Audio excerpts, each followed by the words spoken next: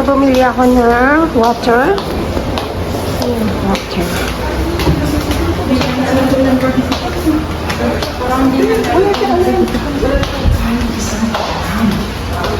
Nasaan yung room namin? Nasa ano kami? Male Medical Ward 2. So,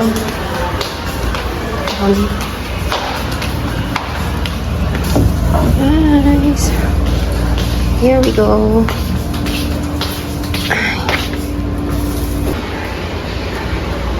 Sayang po po tayo ng gamot sa pharmacy. Pag walang gamot sa pharmacy, kailangan pong bilhin ito sa labas.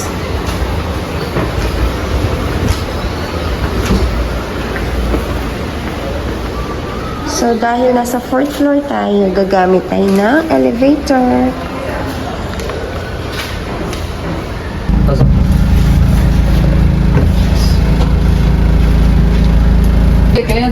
Wait lang po. Ground floor, di ba?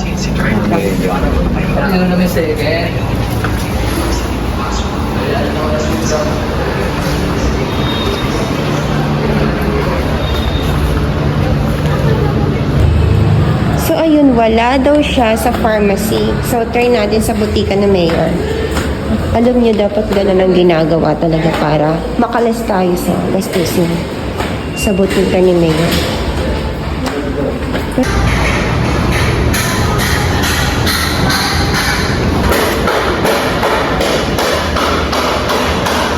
Pumunta ko sa butika ng bayan para... Opo, sama ko. Bako or pa po kami. Ayan. So, ito na yung gamot niya.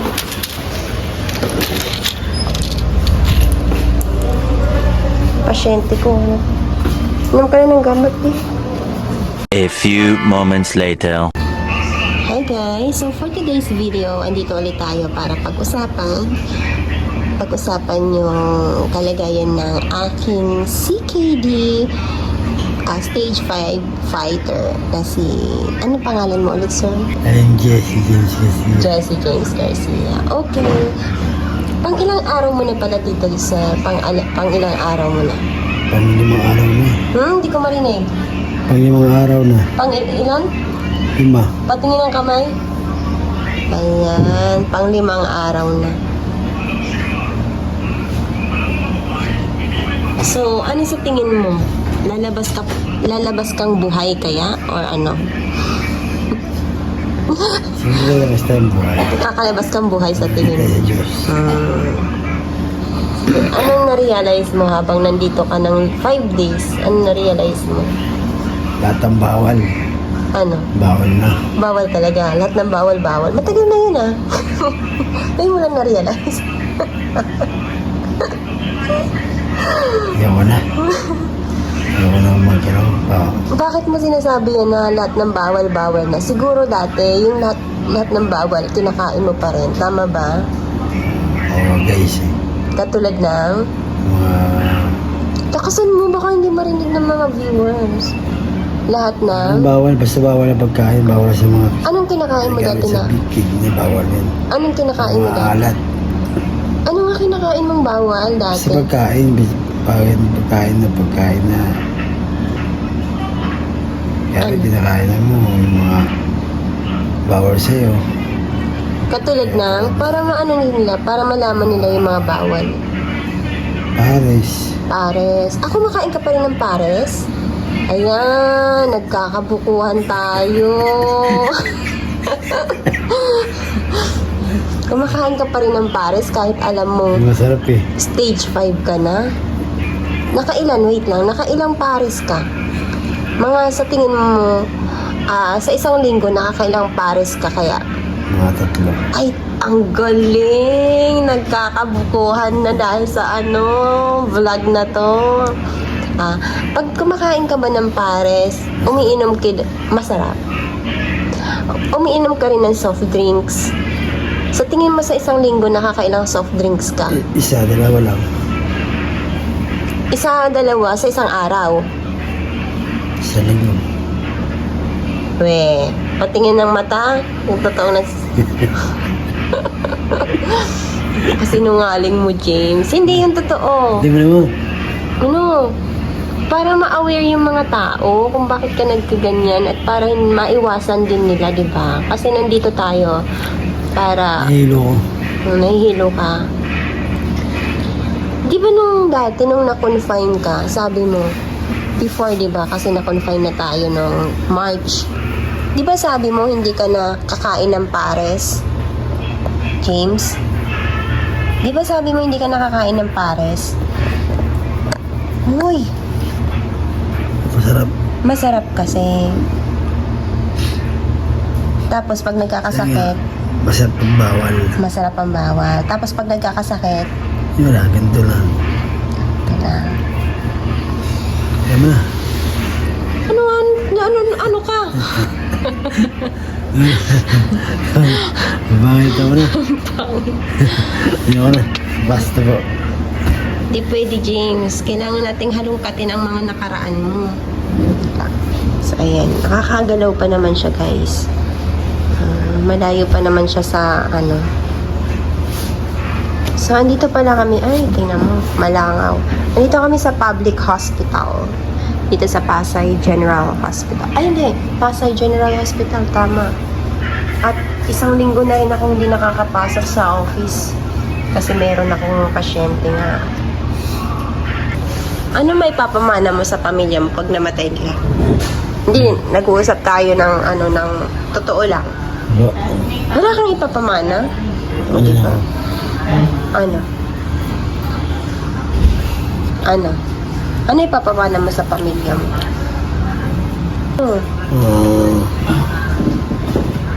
Memories. Ha? Ano? Memories. Memories. Anong memories ba yon? Nakakaiyak ba yon? Masasakit na memories ba yon? Anong memories? Sa memories. So, ibig sabihin, wala kang alamin. wala kang ipapamana sa pamilya mo. Wala. Eh, di ba maliliit pa yung mga anak mo, tapos wala kang may papamana?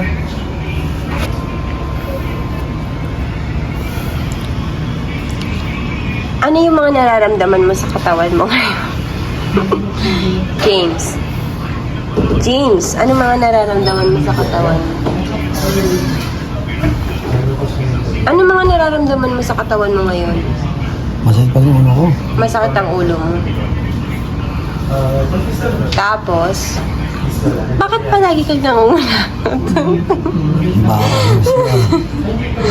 Natatay ako. Ha? Ano ba talaga? Natatay ka? Pwede tumayo ka.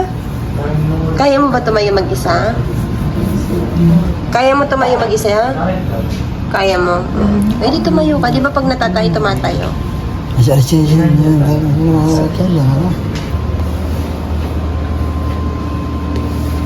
Tingnan natin kung kaya niya pa. Kaya niya pa naman.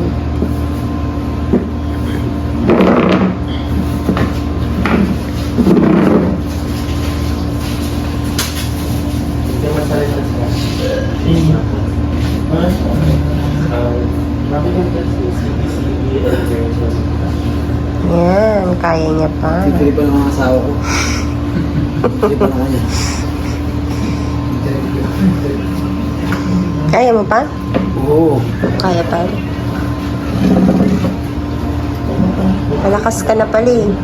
Di katulad nung nakaraan na hindi niya kayang tumayo mag-isa. Ngayon kaya niya na. Kaya mo ba talaga? Ay, mabuti naman. Kaya niya na pala tumayo.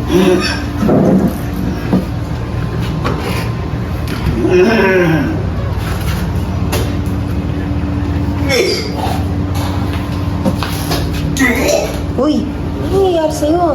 Kaya mo? Ano mo? Ha?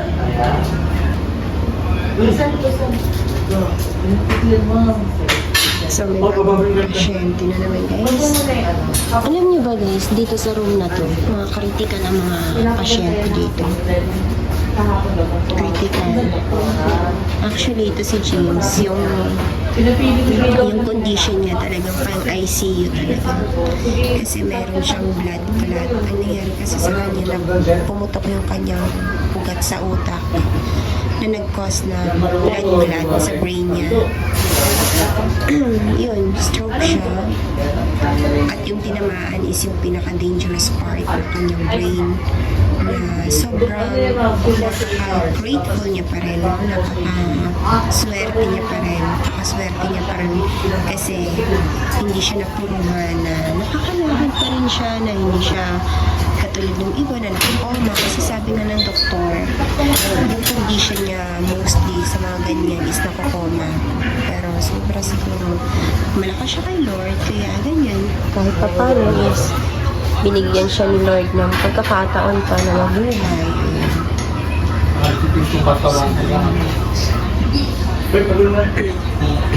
Kasi yung mga kasama namin dito talaga guys is mga critical.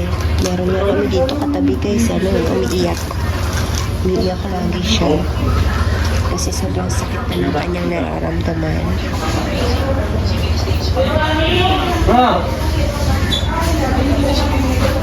Ano yun? Paano yun? HD po. Ito, hindi. Ito pa, mamaya, hindi na ako po dito. Meron pa kami dalawang record, dialysis din sa ICU. Ilan pa kami, eh?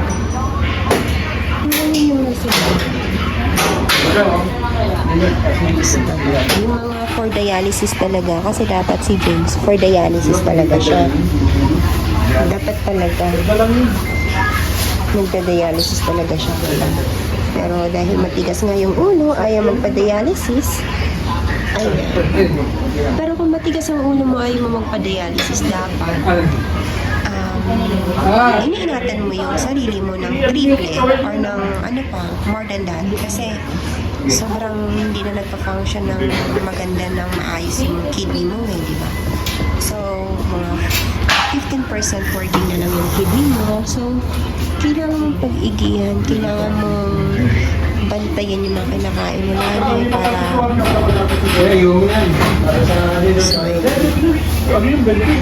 so, kompleto na ulit kami dito sa room. 1, 2, 3 1, 2, 3 4 Kaya pag usod, may isa pa. nakakausod na siya. May isa pa Sabi, wala mo siya mamuha. So, I guess ito for dialysis to. For dialysis siguro itong isang ito. Yung isang yun guys, yung nakabilaw na patient, ano siya, through, na lang, liquid na lang yung kinakain niya. Dumadaloy siya sa pamamagitan ng ilong. Doon na lang siya kumakain. So talagang critical na siya. Kaya nga yung sabi ko nga, medyo maswerte pa nga si James. Kasi mahal siya ni Lord. Tingnan mo naman. Nakakapag-cellphone pa siya. Saan ka pa? At saka nakita niyo naman kanina na kaya mo pang tumayo mag-isa. Pumunta sa CR. Kasi nung na-confine kami dito, hindi siya makalakad mag-isa, hindi siya makatayo, hindi siya makapunta ng CR mag-isa. Kailangan ko siyang alalayan. So, ayun.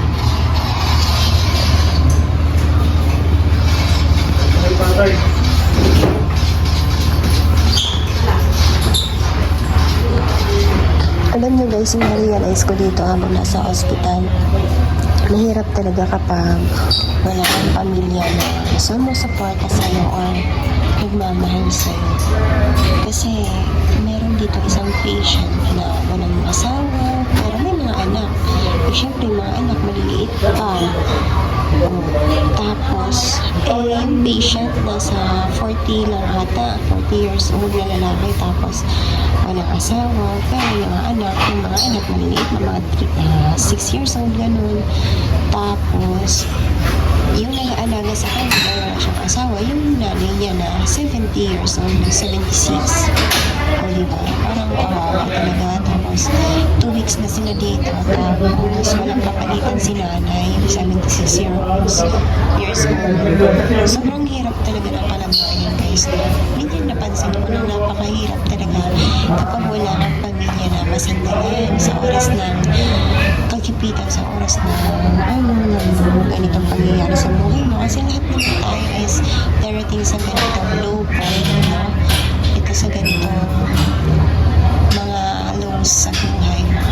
Talagang marirealize mo na, oh my God, this is the reality na lahat tayo magkakasakit, lahat tayo mararanasan ang ganitong pangyayari sa buhay, diba? Ganun. So, ayun lang muna sa ngayon. Sobrang haba na siguro ng vlog na to. So, sa susunod na i-update ko ulit kayo. Thank you for watching. Bye-bye!